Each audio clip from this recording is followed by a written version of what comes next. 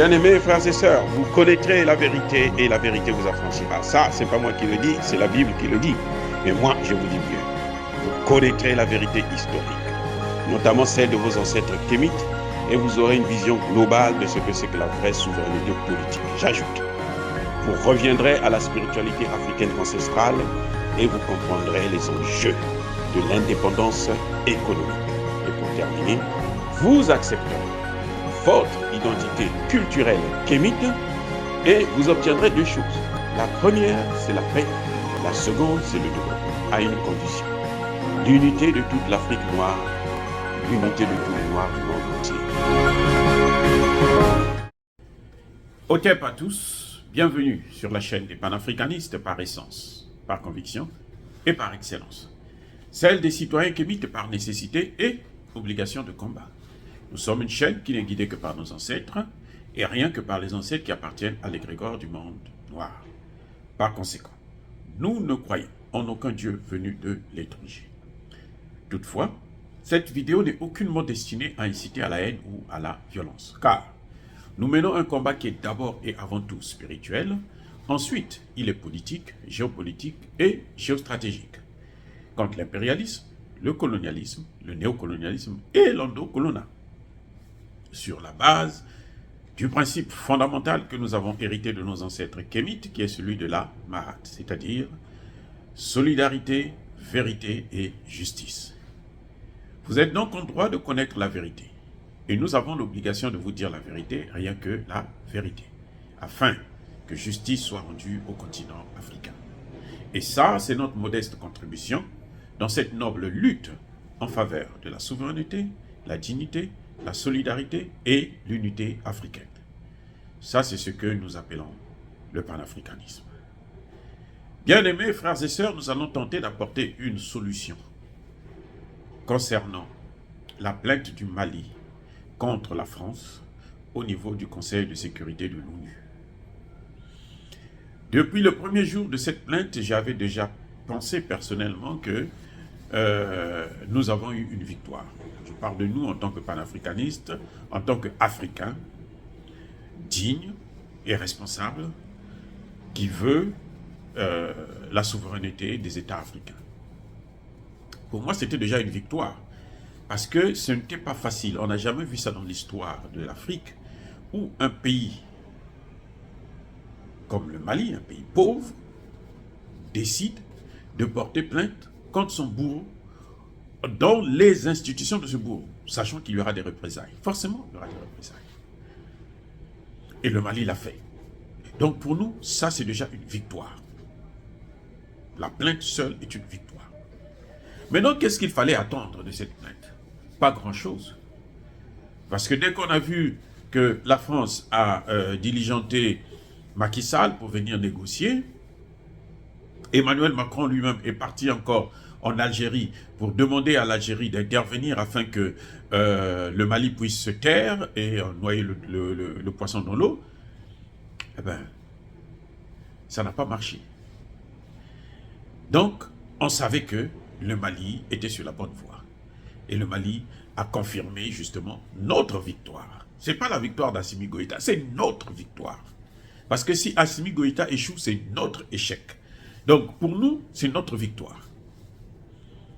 Maintenant qu'on a vu qu'avec le Conseil de sécurité, bien entendu, on n'ira peut-être certainement nulle part, puisque le Conseil de sécurité, c'est une plainte qui vise la France, mais la France n'est pas seule. Derrière la France, il y a tous les pays de l'OTAN, y compris les États-Unis d'Amérique.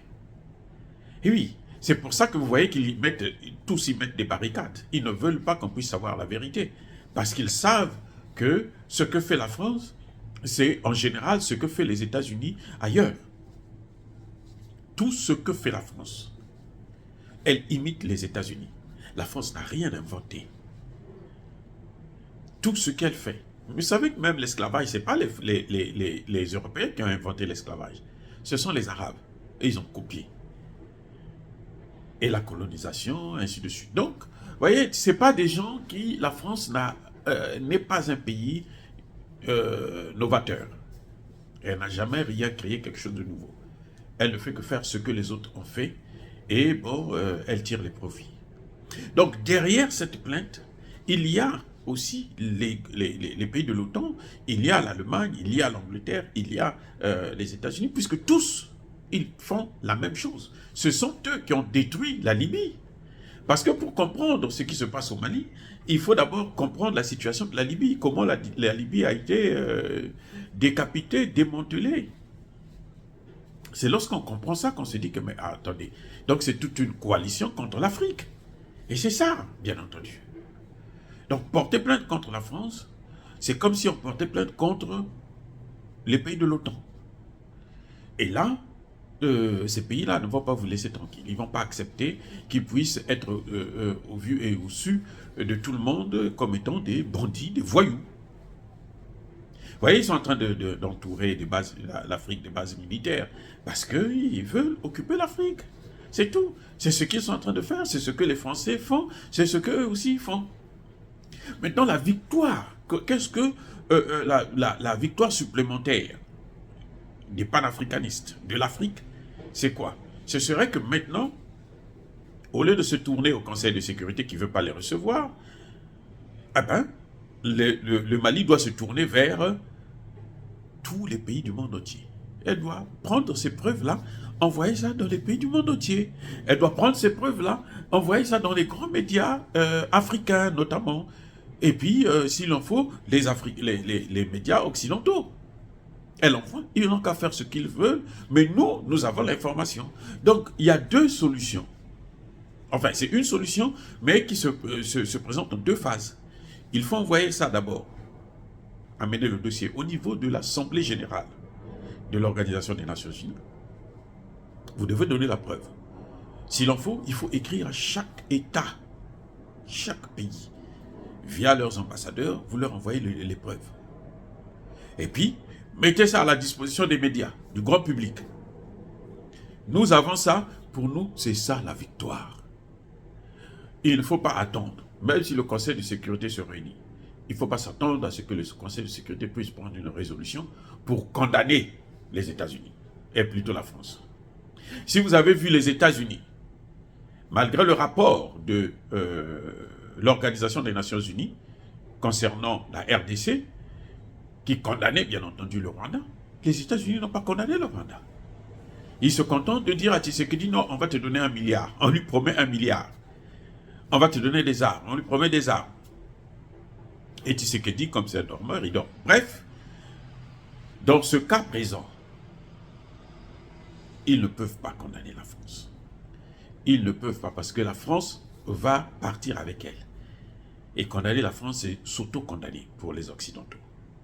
Donc, ce que le Mali a à faire maintenant, c'est apporter le dossier au niveau de l'Assemblée générale des Nations Unies. Puisque là, il n'a pas besoin d'une réunion particulière. Non. Quand le Premier ministre ou le ministre des Affaires étrangères viendra présenter son discours à l'Assemblée générale des Nations Unies, présente les preuves. Vous avez vu quand Choguel est venu déclarer une phrase seulement, on nous a abandonnés en plein vol. Le pilote s'en va. Le pilote se barre et laisse l'avion seul. Vous voyez, cette phrase-là, ça a bousculé le monde entier. Eh bien, c'est ce qu'il faut faire. Ça a bousculé le monde entier. On a vu, Emmanuel Macron s'est affolé. C'est ce qu'il faut répéter. Prenez le dossier là. Mettez ça maintenant à la disposition de l'Assemblée générale des Nations Unies. Écrivez à tous les États du monde entier, via les ambassadeurs qu'ils ont au Mali, chez nous. Et puis c'est tout, ça s'arrête là. Maintenant, donnez-nous ça aussi, les médias. On va en parler tous les jours. Voilà, on va en parler tous les jours. Puisque, vous savez, lorsque la justice ne se fait pas dans les instances habilitées à le faire, elle se fait dans la rue. Je répète. Lorsque la justice ne se fait pas dans les instances habilitées à le faire, elle ira se faire dans la rue. Fin de citation. C'est donc au Mali de comprendre. Le Conseil de sécurité hésite, ne veut pas. Parce que ce dossier risque d'exploser tout le Conseil. notamment tous les pays de l'OTAN. C'est pour ça que maintenant, il appartient au Mali d'amener le dossier au niveau de l'Assemblée générale des Nations Unies et d'écrire à tous les États membres de l'Organisation des Nations Unies et de donner ça aux médias. Nous sommes prêts à faire notre boulot. Dire cela, c'est inciter à la haine ou à la violence, non. Non, non, non. Nous voulons la paix, nous voulons la démocratie, nous voulons la liberté, nous voulons notre indépendance, nous voulons notre souveraineté. Ça, c'est ce que nous demandons tous les jours. Maintenant, ceux qui ne sont pas contents, ça c'est leur problème. Entre-temps, je persiste et je signe, soyez bénis par le Dieu des Kémites. J'ai dit et j'assume.